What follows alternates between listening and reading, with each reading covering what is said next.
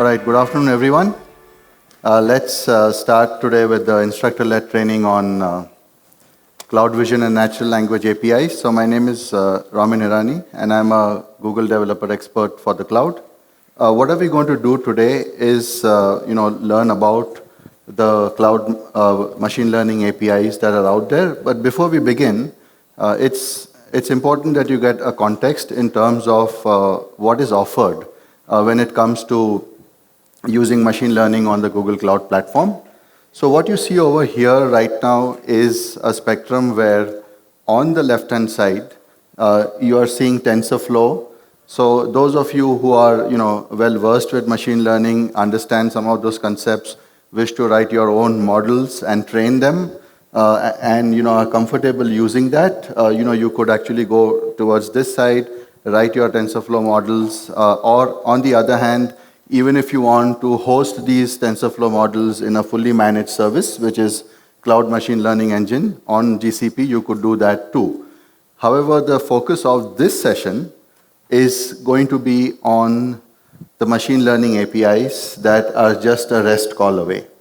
But behind the scenes, right, I mean, it would look pretty simple that it's just a REST call, but they are actually powered by fairly powerful models, and there are different kinds of APIs that are available depending upon what you want to do. So what you have is Cloud Vision, speech, the natural language, translation, and the video intelligence APIs. You might have even seen the demo of the video intelligence API above. Now, all of these are available via REST APIs, but what we will be focusing on today are these two APIs. So the Vision API and the Cloud Natural Language API. So the format of this session, the way we have structured it, is that we'll go through some of the basics and features that these two APIs provide us. And once you see some of these things working, a few demos, then we've got two code labs. And in those code labs, you will try out both the Vision API as well as the Natural Language API.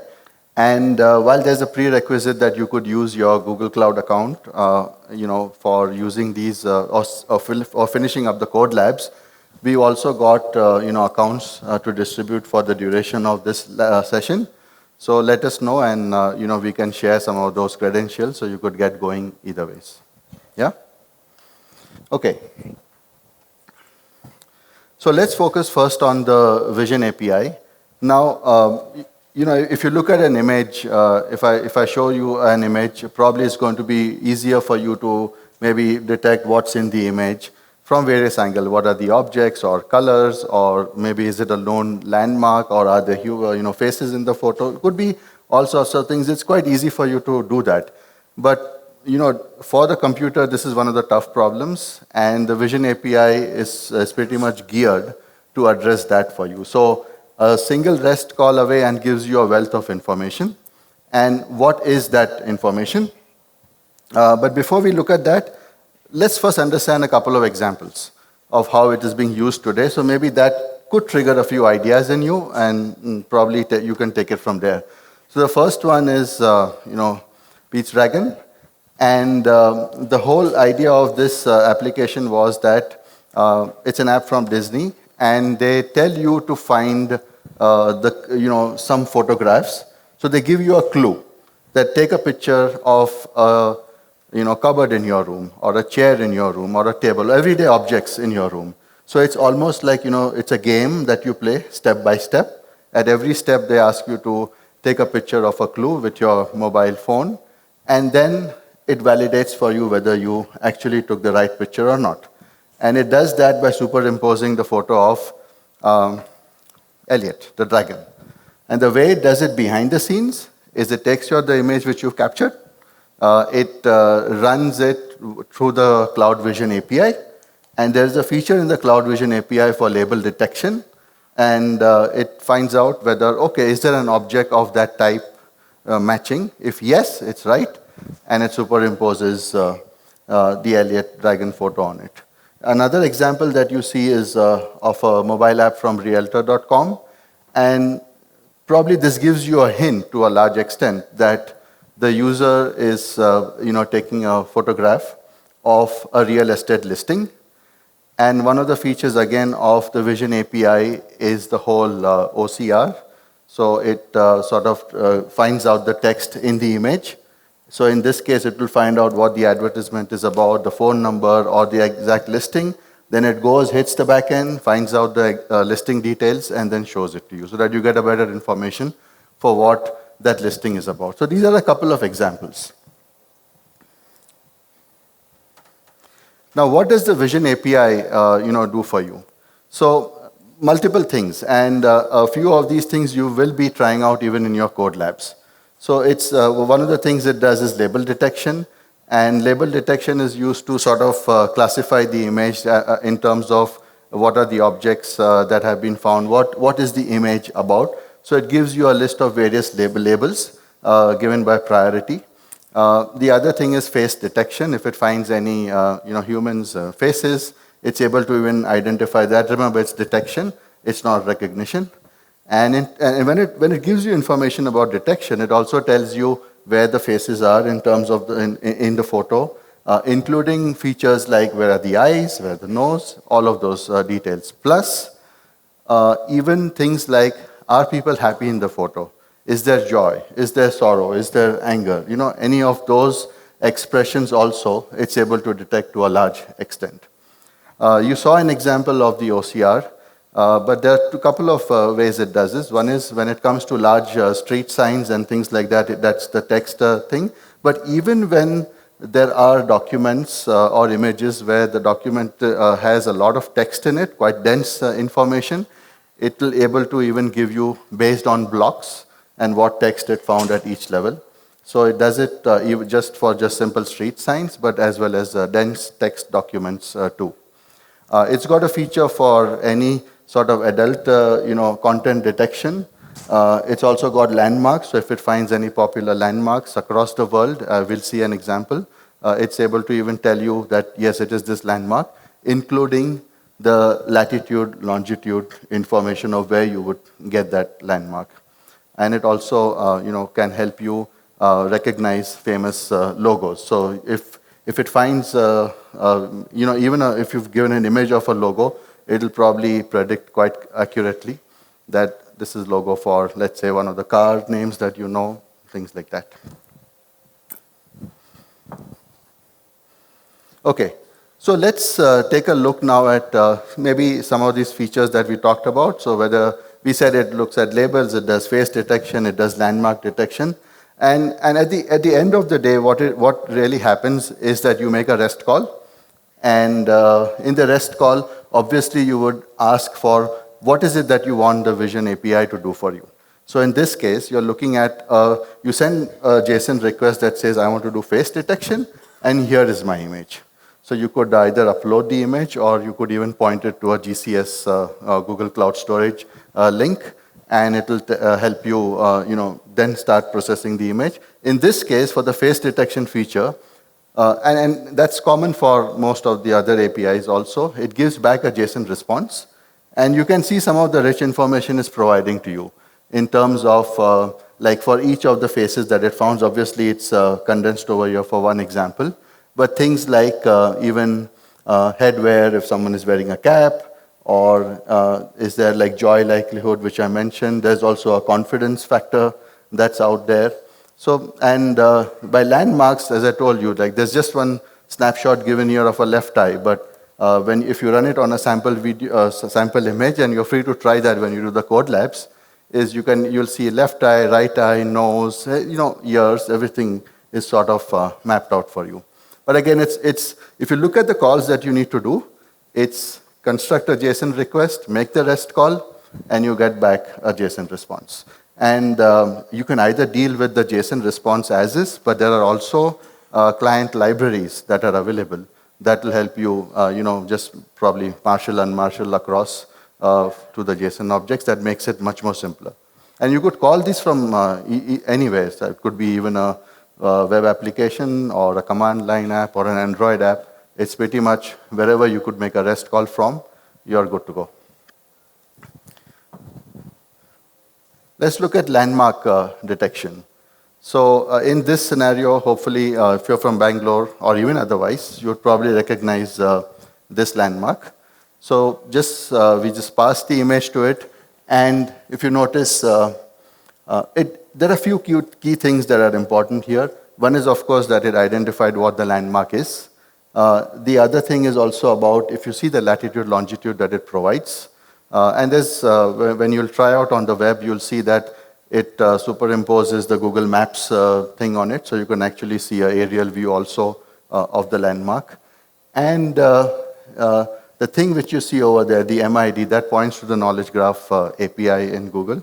So potentially, if you wanted more information for it, you could even then search the Knowledge Graph API and get the information on that object. So that's face detection, landmark detection, and there are some couple of more features, obviously, over here. I'll cover a few of them, but just maybe so that you know, it's not just about label detection. It's not just about face detection, but many other things. For example, document text. I gave you a few examples of how they use it. Crop hints is interesting in a sense that when you provide an image to the Vision API, it can even tell you what is the main object in the image. So if you've got multiple objects and maybe one of them is a dominant object in the picture, it can even point out that this is a dominant object, and by crop hints, it actually can give you a bounding area around which you could pull out the rest of the image. Web annotations, it's an extremely cool feature. We'll get to it in a moment. It actually not just about telling you about the labels. So for example, let's say that I show you a picture of a building. And if you tell the Vision API, okay, tell me the labels that you find in this image, it'll probably tell you it's a building, it's got flats, things like that. But can it tell us more? Is this a building that it knows about, basically from its whole database that it has built up? Are there these images on the web anywhere, right? Can it form some relationship somewhere from the knowledge graph? The answer is yes, and we'll take a look at that example. All right, so just focus first on the image right now, right? Anyone has a clue what this is? Of course, it's a building. It could be somebody's house, right? These are some of the labels that maybe you could come up with. Maybe you're also seeing some sky, you're also seeing some trees, things of that nature, right?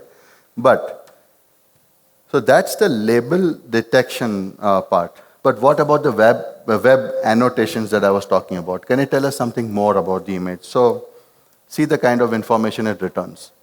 So it says this is a building in Lands End, Bandra, in Mumbai.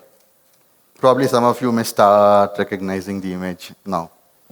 And it's also telling you a score by which it feels, like what is the probability. The higher the score, it's much more confident of what it's told you. Take a look at the next thing that it finds. Hopefully this gives most of you a hint now about what it is, okay? It doesn't stop there, or we don't want it to stop there. We've got Bollywood, we've got Shah Rukh Khan, we've got Bandra.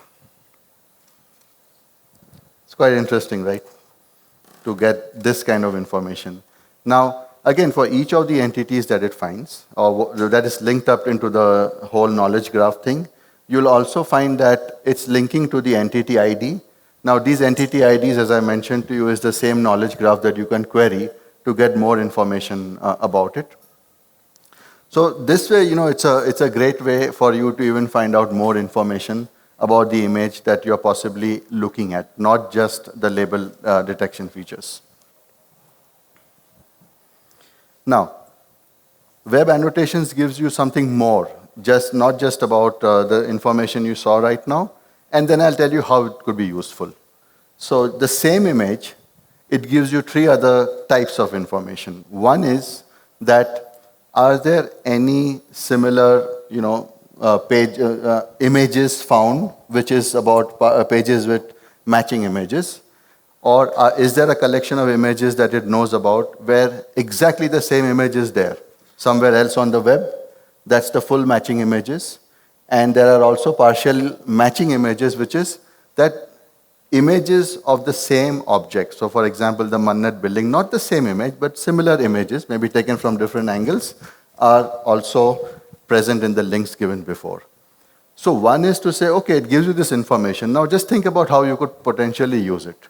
So one of them is that you could check if this is an original image, not again there anywhere else on the web. So that's one way where if you've got a bunch of images, you want to make sure it's original content, original image, you could run it via this API and also get if there are any matching pages, matching images, and things of that sort to detect if you're not inadvertently taking an image which is not allowed for usage. Okay. Now, of course, you could try these things in your browser.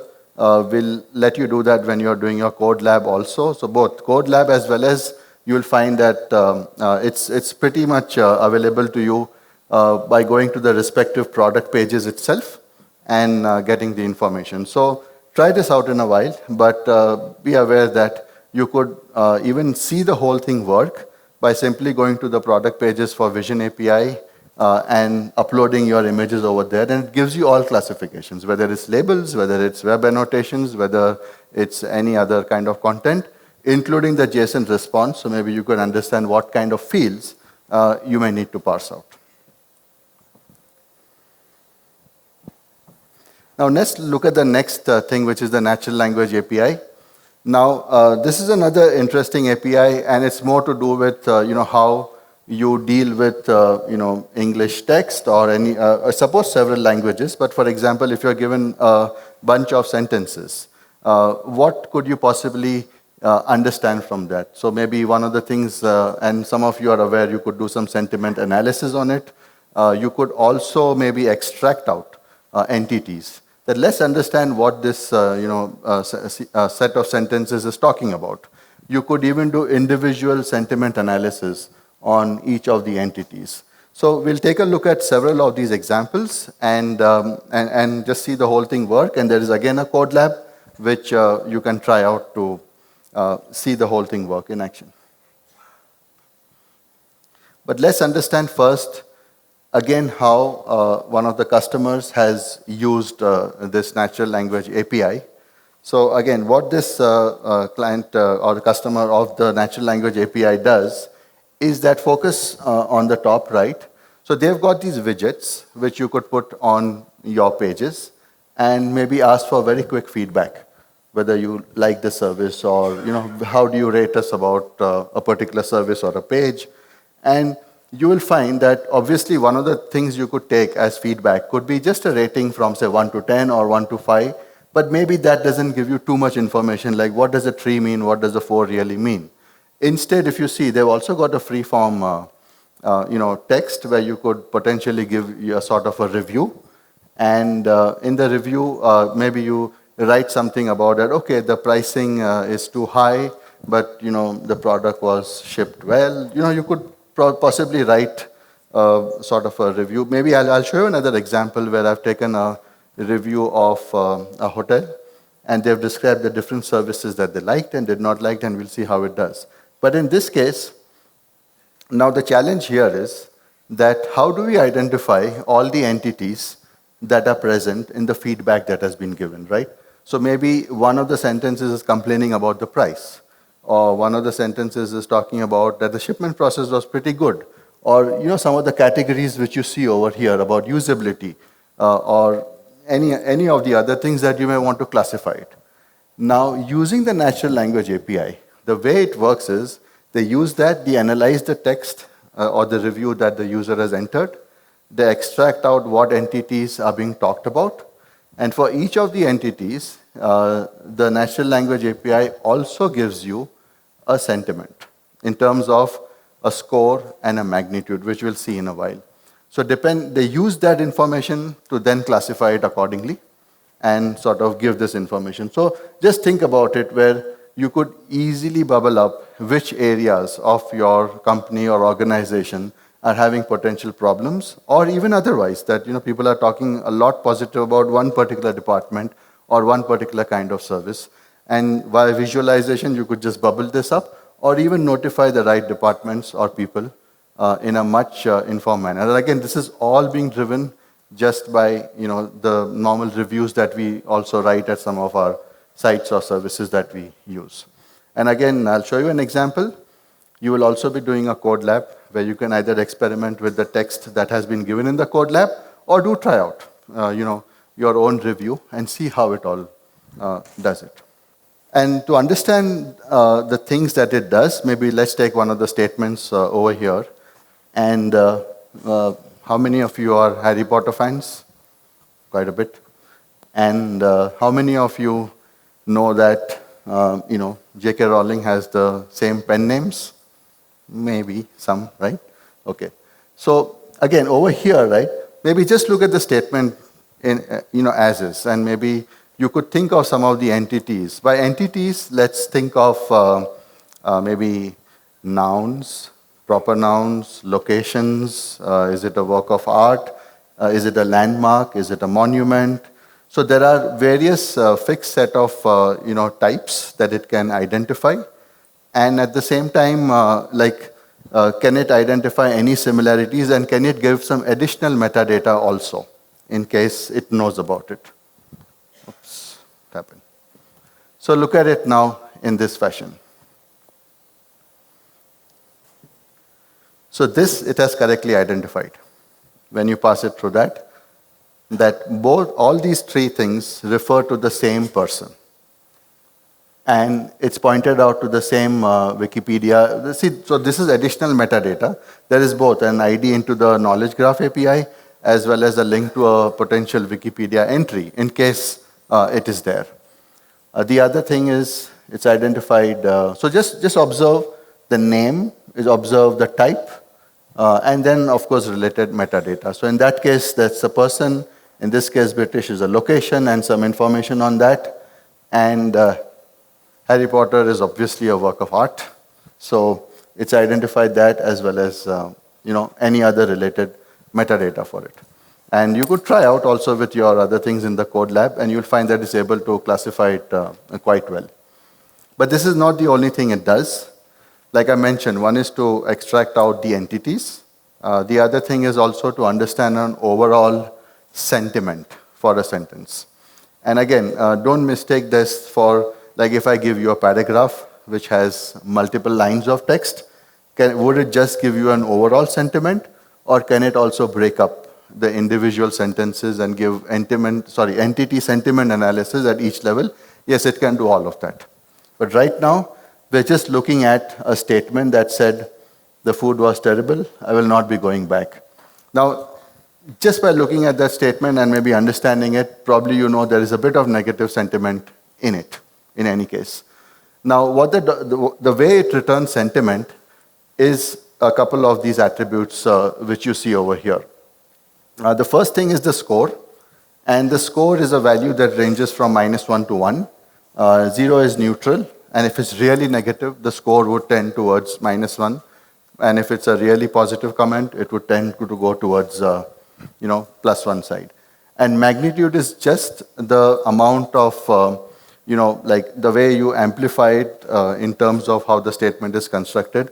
So in case the sentence is longer and there's a lot of angst probably on it, or even a praise the other way also, you would see this value range from somewhere from 0 to infinity, that way.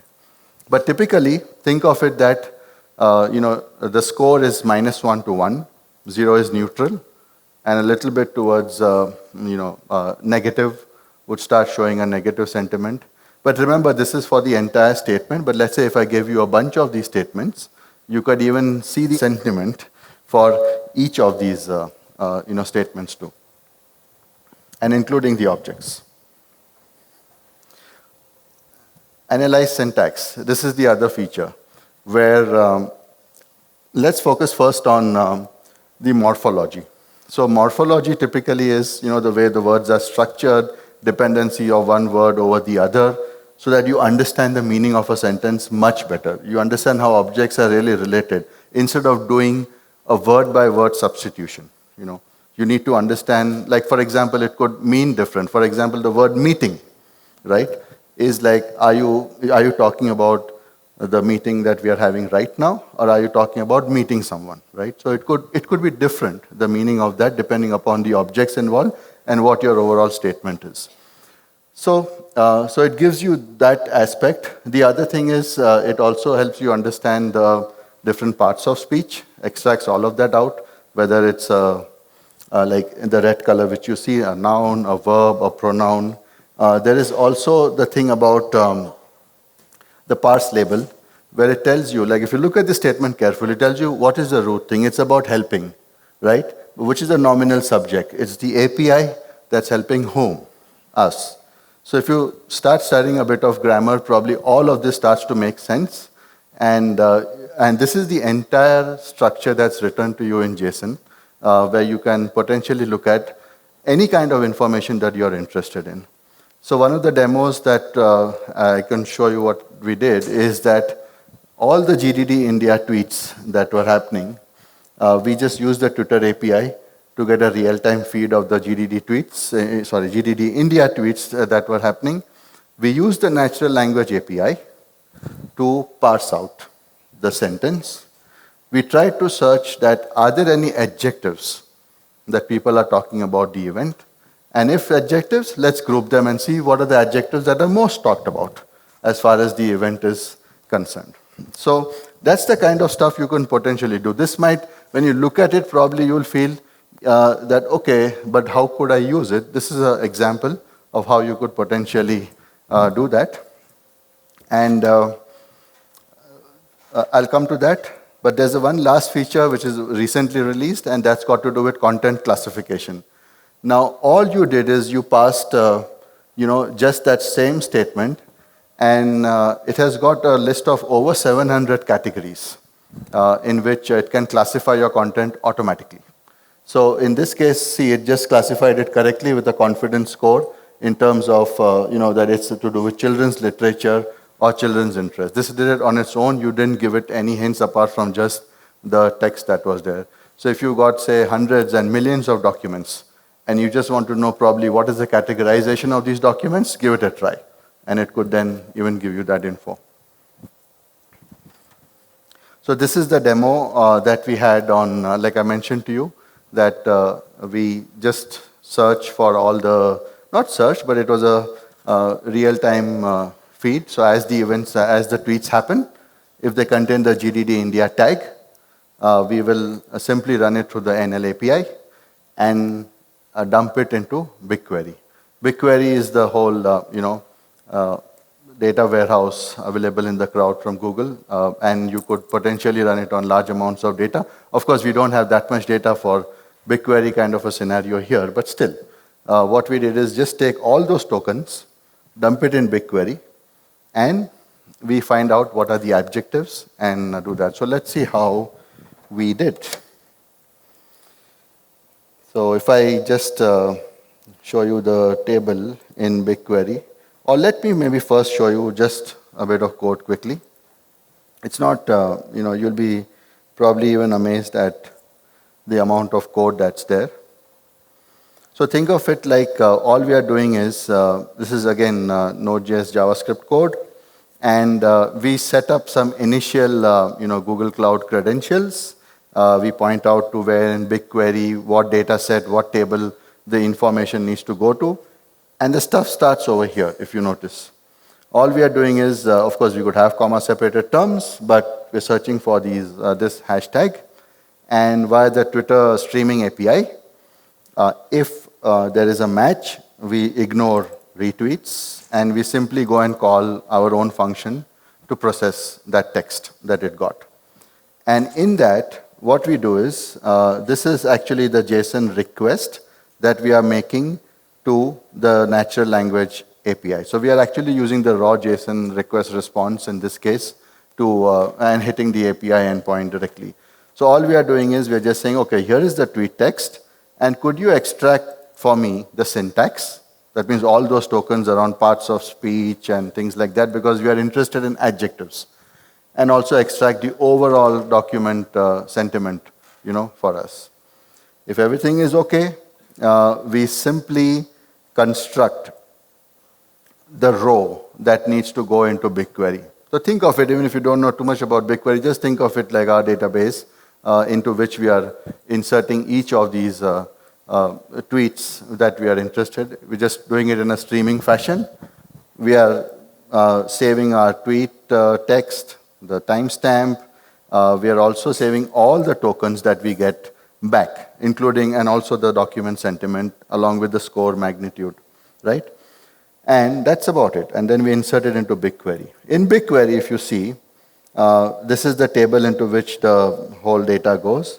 But this is about it, what you've written over here, where we are just, and again, this is one of the cool features of BigQuery where, even if you got JSON data that's dumped into one of your columns, you could potentially use simple JavaScript snippets to extract and emit out the column data, even with some transformation if you want.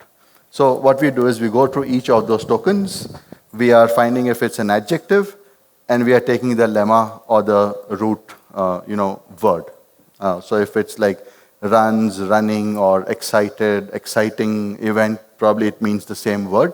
So we get a common word and save that. And then all we are doing is simple SQL stuff where we are grouping by adjective, ordering it, and things like that, right?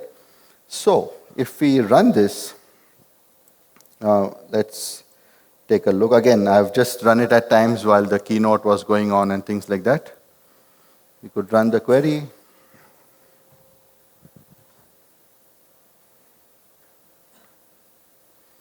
This is too little data for BigQuery, but it'll suffice for our purpose. So here are the results that we are getting. So if you've been tweeting about the event and you use some of these adjectives, thank you for giving the data. All right. Okay, let me get back to the presentation. And we're almost like there. In fact, we are almost done. So the next thing we have obviously is starting the code labs. But before we start the code labs, just a few things. Maybe I'll show you one or two more demos so you get a better context of the features that are there in these APIs. So let me show you a few straightforward examples. So, and this will also be the way you could try it out in the browser. So we've got one screen for where your code labs are, and we'll help you out to do that. But at the same time, remember, you could go to both the product pages for the Vision API as well as the natural language API, which I'll go to now and just show it to you how easy it is for you to even just try it out. And it's fun at times. So I was talking, so I'm at the natural language API page, and you'll find that it provides you, just put in the text you want to analyze and simply click on analyze. Now, let me take that hotel review that I was talking about to show you the power of the API. So I've taken this directly from one of the reviews I found for Taj Vivanta, written by someone, to just see how it works. So I'm going to take this whole text and just put it out over here, right? And now just maybe try to understand what it's doing. So again, this should give you some ideas. Maybe you've got a sort of an application where users put in comments and you want to analyze the sentiments of the comments, or what are the the main objects people are talking about, things of that nature. So in this case, just look at the review, maybe read it for a while. Okay, I visited the Taj, the rooms were good, but I want to show you a few things. However, the check-in wasn't very pleasant as there was a huge line, right? So maybe one of the sentences is a little bit, I would say, negative. And the live dosa and eggs were awesome, right? So there's all kinds of things going on. There are multiple things that are being talked about, entities, think of those words, entities. And each of these, and this block of text, think of it as a bunch of sentences. Each sentence is having its own entities and potentially different sentiments around each of them. So what does it do if we ask it to analyze? Take a look. So first just look at the, maybe I'll just, just take a look at the entities that it's come up with. And by entities, think of it as proper nouns, common nouns for now. And it's figured those out now. And of course, within entities, as I told you, it also tells you the type of the entity. Let's look at sentiment. Sentiment, as I told you, just keep in mind, there's a score, there's a magnitude. The score -1 to 1, 0 with neutral, right? So let's look at each of the sentences. Of course, it gives you the sentiment for the entire document too. But let's start looking at, maybe you're interested to make sure there are no negative comments about your product. Maybe if you got a product page and people give you reviews, maybe you want to know, are there any negative reviews? And if there are negative reviews, what are the things that people are not happy about? Are there specific things? So in this case, right, you can easily see that the text mentioned that the check-in wasn't pleasant, blah, blah, blah, right? So that sentence is probably saying, yeah, it's a bit negative here. Similarly, the higher or the more positive statements are around maybe the food they liked, right? Things of this nature. It's pretty nice. Now look at this, like this would have been awesome, but sadly it wasn't there, right? So it's a little bit negative. It's not like, becoming extremely negative too. So think of it this way, maybe apply it to your, products. Maybe if you're having a product page with reviews, or you just want to analyze a block of text. Another example could be you got emails and you want to analyze, at times for training purposes or for any other purposes, that which emails possibly had people who are like probably not happy when they wrote that email. What were the things they were unhappy about? There are multiple things. Hopefully this triggers some of the ideas in you. And of course, syntax, you get the whole, dependency graphs and other things. And remember, this whole dependency graph is also given to you as a JSON response. So you could then maybe pull out some adjectives like we saw in the tweets demo. So that's Natural Language API. You can try out. The other thing, Vision API, I'll let you try out. But again, same, you go to the Vision API page, and you could easily drag drop any of the images from your machine. So I'll take a photograph I have here. Are these 4 individuals here anywhere? Thank you. Okay. And you'll find that all of them were extremely happy. So it's even identified the joy,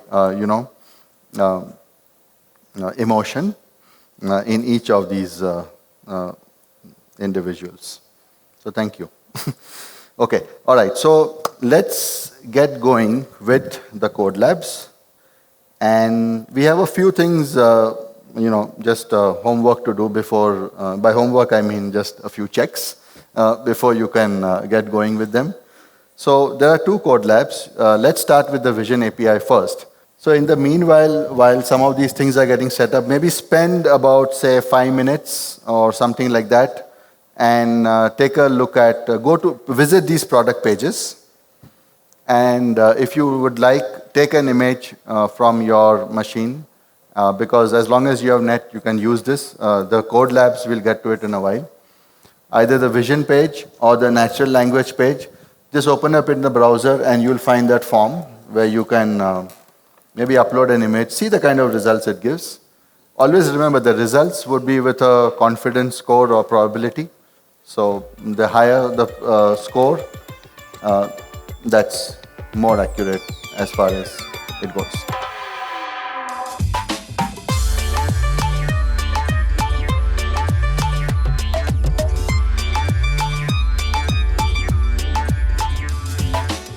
I'm just going to go to the Vision lab. So if you've been logging in, if you logged in with the new account, let's focus first on the Vision lab.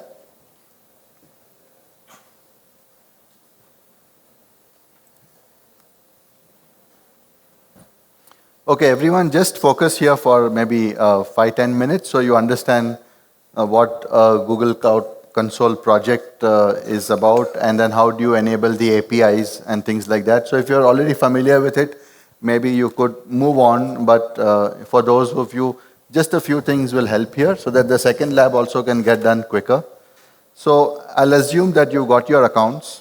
I'll assume you've been able to log in to the Cloud Console and that you see a project that's set up for you, right?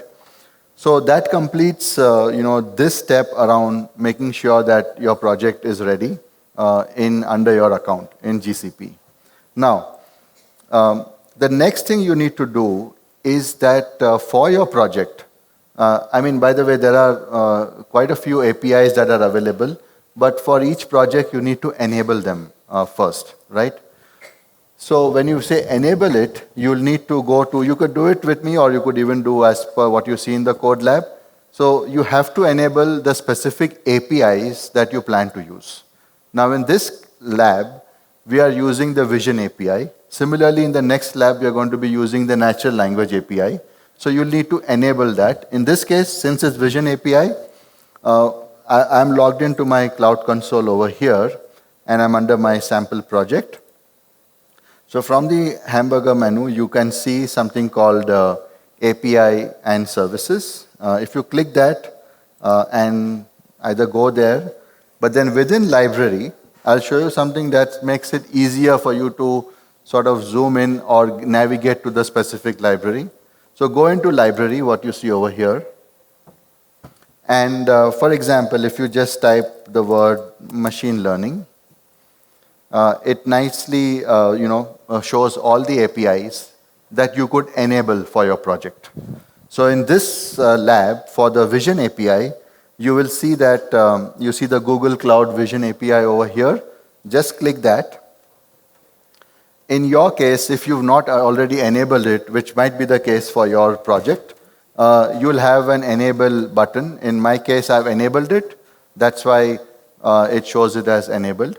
But simply go through the steps that are mentioned in the code lab over here, where it tells you to visit that particular library and click on the enable button. That will enable the Vision API for your project. Okay? Sounds okay till now? Everyone? Okay. All right. Once you're done with that, right, there's a very interesting, one of the very nice features of Google Cloud Platform, which is called the Cloud Shell. How many of you are aware of the Google Cloud Shell? Speak quite a bit. Okay. But for those of you, just think of it as your development machine in the cloud. So there's a VM that's provisioned for you, a lightweight VM, of course, but it's provisioned for you with most of the developer tools already set up for you. So if you just want a VM quickly, be at the terminal, maybe have Node, Java, Python, Docker, all these sort of tools available, Google Cloud Shell is an excellent feature. So in this, in fact, in both the labs, we are not expecting you to do this from your desktop or from your laptop or your local machine, in short. All we are saying is, let's launch this VM or Google Cloud Shell and let's do everything from there. The beauty of that is that the credentials are already set up for you the moment the Cloud Shell comes up. So that's the next step you can try. And you might sometimes get lost as to where this icon is. So once again, just notice, I've enabled my API, the previous step, the Vision API. And in the top bar here, see this icon over here, right? You will see activate the Google Cloud Shell, right? Just click that. It'll probably take a minute. Where what it's doing behind the scenes, and if you visit the Cloud Shell documentation, you'll find that it provisions a Debian VM for you, and with some amount of space, and most of the developer tools set up. Be a bit patient at times. Everything should come up. And once you're done, boom, you're right there, right? And this has actually, even since you've been in your active project and then activated the Cloud Shell, it would have made the connection that which is the project that you're working with. So the project IDs is what you will see also. Thus everything is set up for you. Now, let's look at the next step. So just make sure the Cloud Shell has come up for you. How many of you have been able to bring the Cloud Shell up? Okay. For those of you, if it's still saying, okay, still provisioning, just be patient. It should all come up. Okay? Now, the next thing is that, now think of where you're running this application from, right? So you've got a VM, you're right there. You want to write some code or you want to probably hit some curl commands. And you need to invoke the API. So you can't just go ahead and invoke the API as is. There are multiple ways. You could have an API key, or in case it was a web application, it could have also been an OAuth kind of scenario. Or if it's a server to a server thing, you have something called the service account. But for our case right now here, all you are doing is you're going to hit it via the curl utility. Everyone familiar with curl? And just making or Postman, similar kind of thing if you use those plugins, right? But we'll be using curl, and again, curl is all set up for you as far as the Cloud Shell is concerned. So all we'll be doing is when we hit the endpoint, one extra parameter we need to provide in the request parameter, which is the API key. And this step in the code lab is about provisioning or generating the API key for yourself. So just go through it step by step, or you could even see where I'm doing that. So all I'm doing is going to the API services again and credentials. But it's there in the code lab, just follow it carefully.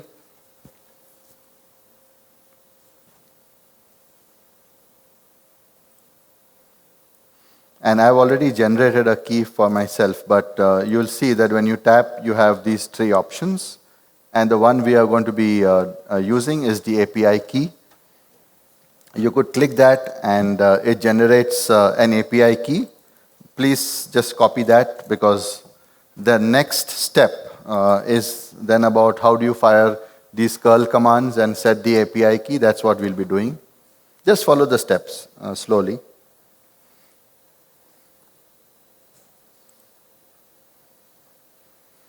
And remember, this is a very important command which you see down, which is you're just setting an environment variable. So in your Cloud Shell, just use an export. For those who are familiar with maybe a Windows thing, it's set. But since we are on Linux here, it's export. And don't make a mistake with that underscore and forget the space. Just keep it as is. So API underscore key equal to whatever the value you got from the credential screen.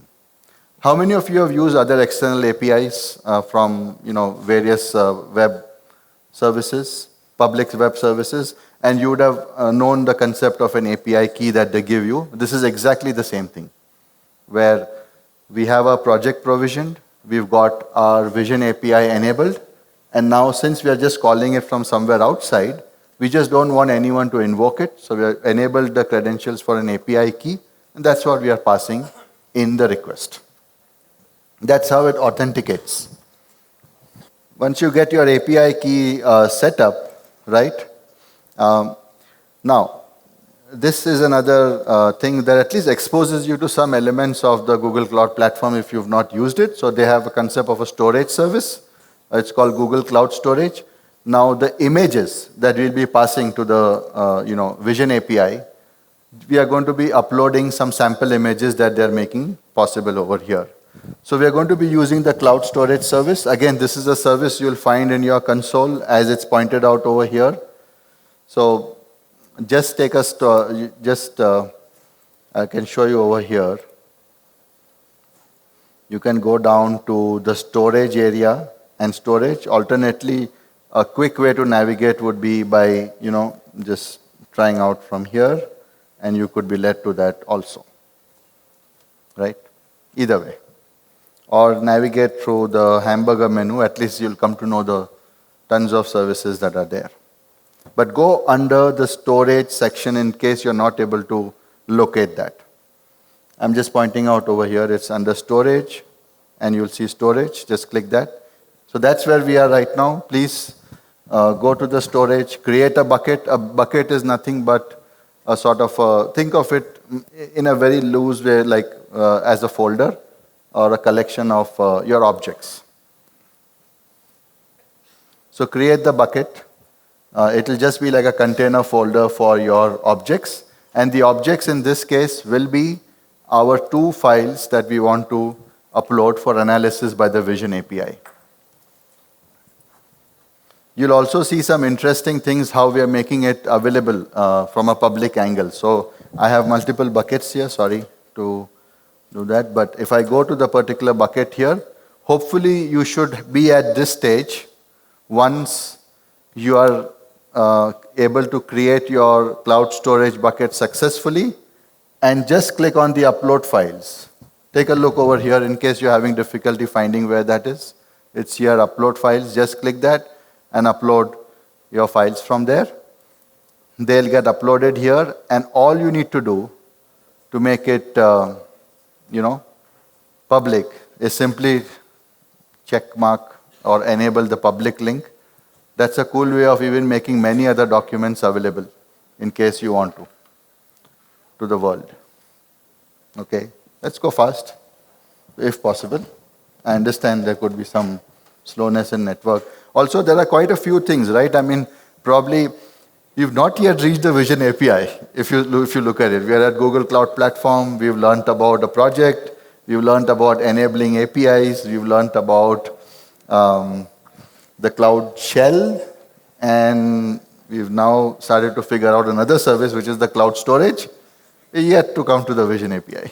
But it's good. You're at least getting introduced to a lot of these other services. Have you enabled it for the public link? Yes, no, available. If you punch that URL in the browser, you should be able to see your image. Yes? Try it. It's the same thing, like accessing any other public URL. Okay. So the next step is to create your Vision API request. Now, maybe don't worry about the code editor for now. There is also a code editor, by the way, in the Cloud Shell if you want to use that and are not comfortable with VI. So how many VI users here? Okay, how many of you know how to exit VI? Not bad. Okay, so I think we are good. Okay. All right, so think of it this way, right? The Vision API is a public REST API available for you to invoke. So you need to just compose the REST request, a JSON request, or not REST request, a JSON request. And it's straightforward if you see. All you're saying is, what is the image I want to pass to the Vision API? And what are you providing? You're providing the GCS image URI, right? So think of it like, again, this is a notation. So it's Google Storage, and then your bucket name / the file name. Remember, this is a request JSON you need to create on your machine. Please do not do a copy paste as is unless you have named your bucket the same, which may not be the case because of uniqueness of bucket names. So please figure out what's the exact bucket name you have typed and modify the request. Otherwise, you will face this issue that you're not allowed to access that bucket and things like that. Okay? And what are the features you want from the Vision API? All you want is just give me some labels out. Right? So please create this request.json file. And see the note, right? Pay special attention to this note. This is where you could possibly trip. Use your own bucket name and modify that request.json. Save it in that respective folder on Cloud Shell.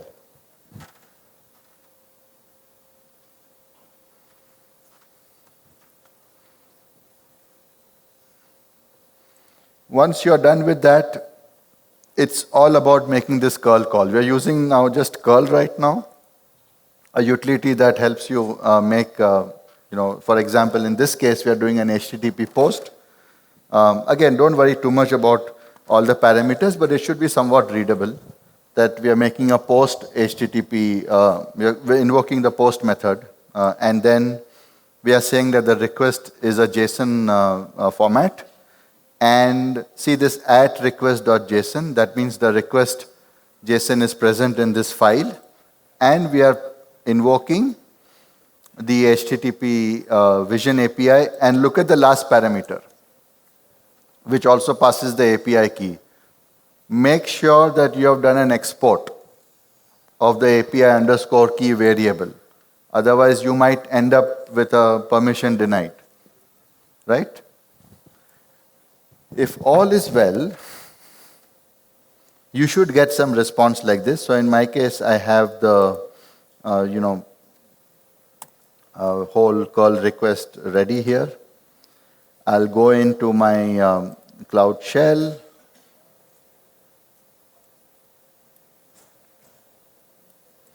I'll go to the demo folder. I'll set in the API key, sorry. If you want, you could even take a look. I'm just setting the API key. Oops.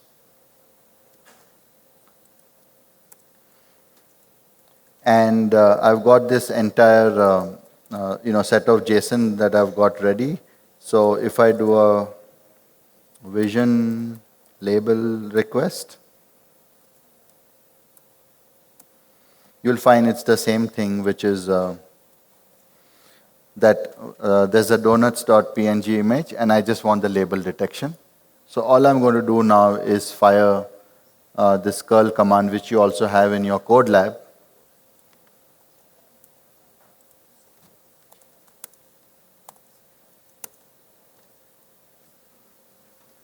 And I get back the results, as you can see from the API, which is, it's telling me that there's powdered sugar, there's da-da-da-da-da, and the image also looks like, if I go to my bucket, hopefully you've already seen the image by now, but if I see the public link, that's the close-in image. So we passed this image. So what we did is we took this image, we put it into the GCS bucket, we passed it to the Vision API, and we said, can you tell us what are the labels that you find? And we get the required results. So how many of you have now at least made a call, seen some results come up? Okay, good. So the next 2 or 3 things which you see, this is for the label detection, but if you go to the code lab quickly, you will find that the next things are about the whole web detection, which are the matching URLs, pages, partially matched pages that you see or images. And there's also the face and landmark detection. You could try out one of them maybe in the interest of time. Just try probably a face detection API or the web detection, whichever interests you. Go for it. So this is the sample image that has been provided, and that's the selfie.png. Or you could even upload any of yours into the cloud bucket and try it. We've got about 20 minutes to go, and so let's try out maybe, how many of you are done with the first thing of doing the label detection successfully? Okay, let's keep at it. Few things to check: make sure the bucket name is right, make sure the file names are correct, make sure the API underscore key environment variable is set, and then, of course, make sure your curl command is correct. You should get sometimes the error response if permission is denied. Maybe the hint is probably it's something to do with the API key, or the bucket name is wrong, it belongs to someone else, things like that.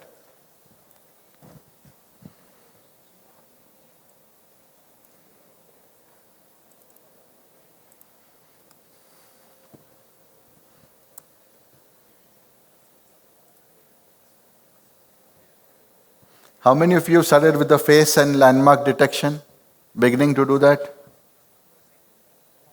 Okay, just keep at it.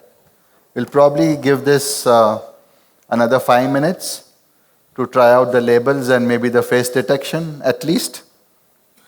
And of course, 12th step is about just you could explore other methods. And we've got one more code lab, which is the natural language API. Again, that explores multiple methods, whether it is to do with analyzing syntax or analyzing entities or the sentiment analysis. You could try out any of those also. But we'll get to that. Let's give another 3-4 minutes to try and at least get your label detection right, or the landmark or the face detection. Remember, it has multiple features. So it's either labels, face detection, landmark detection, crop hints, web annotations. You could even maybe try an OCR if you want to. But of course, everything has a different value for the features that you want. If you observe the JSON across all of these, you will just find a difference. Of course, you're pointing to the URL where the image is, but only thing that's changing is what are the features you want the Vision API to give you.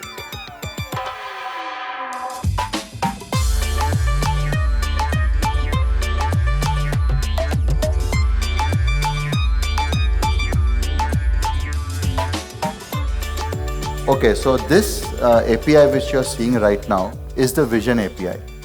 But there is also a Cloud Video Intelligence API, which processes the video. And it goes through the thing, goes through each of the frames, tells you which are the objects present at what point in the video, and labels also at that point. That's a different API. It's not the Vision API.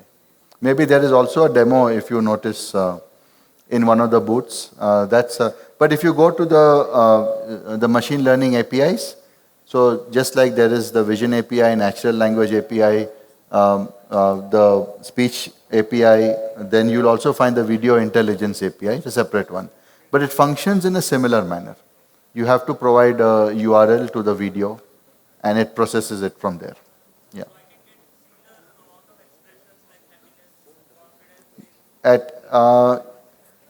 I am not sure of all the things it can do. What I've seen it do is almost on the same level.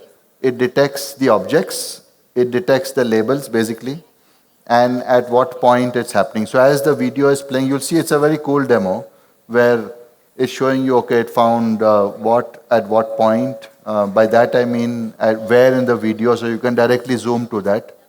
So potentially if you have a security scenario where you have a webcam and you want to just take the whole feed and say, let me know if there were any people, and it will probably point you to the right location in the video where you can directly, seek to and get it. The next lab is this one, entity, sentiment, and syntax analysis. Again, just it says 20 minutes, we have 15 minutes, maybe you're fast, you could do it. So again, it's all about taking a piece of or a bunch of sentences and then analyzing it for syntax or entities and things like that. Again, what we're going to do here is most things you've already got in place now, right? So this lab again progresses in the same way. You will find that you already have your project in place. So you don't have to do anything special there at least. The project is already there. This step is important. Please do that. Just like how you enabled the Vision API, please go back to the APIs section in the console and enable the Cloud Natural Language API in the same fashion, right? Maybe your Cloud Shell is already activated. If you wish, you could generate a key again.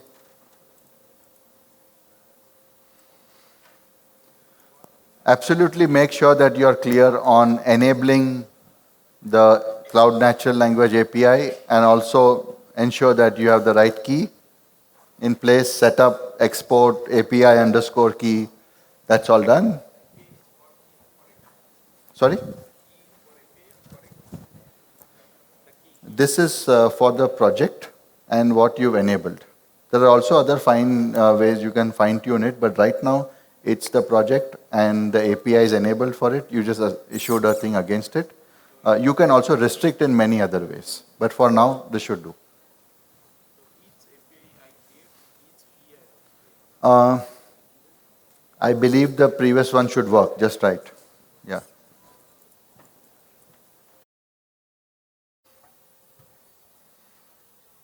So remember, you're going to be using the same project. You're just enabling the API there, and you're going to make a similar kind of curl request for the different methods that are available in the Natural Language API. So whether it's finding out what entities are there, or finding out a sentiment analysis, or even analyzing the syntax or parts of speech.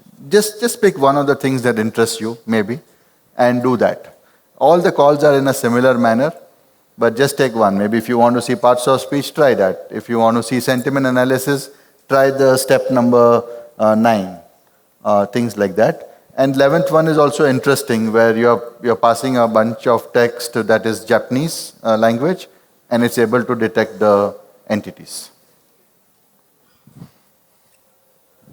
So try any of these methods.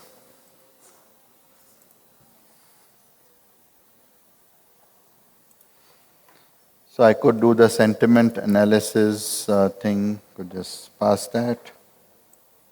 Analyze sentiment.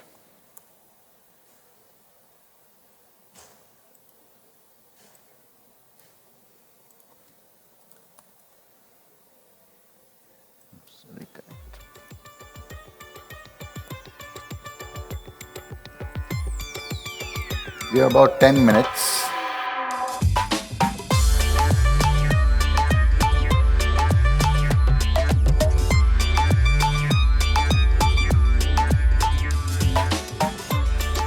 I'm just going to try out one of the sentiment analysis one, and in that I'm just passing this text. Is the best book, everything should read it. Pretty positive sentiment or negative sentiment? What do you think? Positive? Somewhat? Or actually more? So just pass this request. And what we have is an overall sentiment. And if you see, the score is much above 0, so -1 to 1. And it's also breaking down that the whole sentence, the whole text that you gave into the 2 sentences. And you'll find that the sentence is the best book, right, is having a much higher score still. Even this one is a slightly positive sentiment. Everyone should read it. Nothing negative about it. Nothing neutral. Maybe a little bit positive. So it even gives you at each sentence level. Again, this we just broke down the sentences. You could even do an entity analysis to see if, like, what are we talking about, and what is the score and magnitude for each of that too.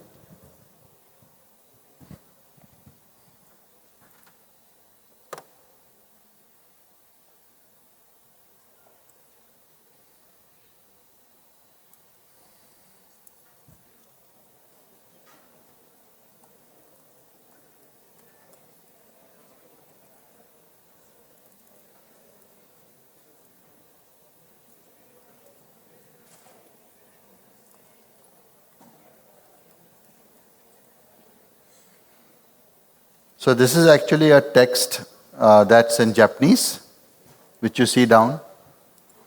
And we're just going to be doing analyze entities on that. And even that it goes and correctly gets it, including the Wikipedia entries for these entities. So one of them is a person, one of them is a location, blah, blah, blah. So yeah, we've got about, we're almost done with our time. I'm still around, so we could still discuss any of the questions that you may have, any other demos you want to see of this API. And thanks once again to the assistants who helped me. Thank you, and speak to you later. Thank you.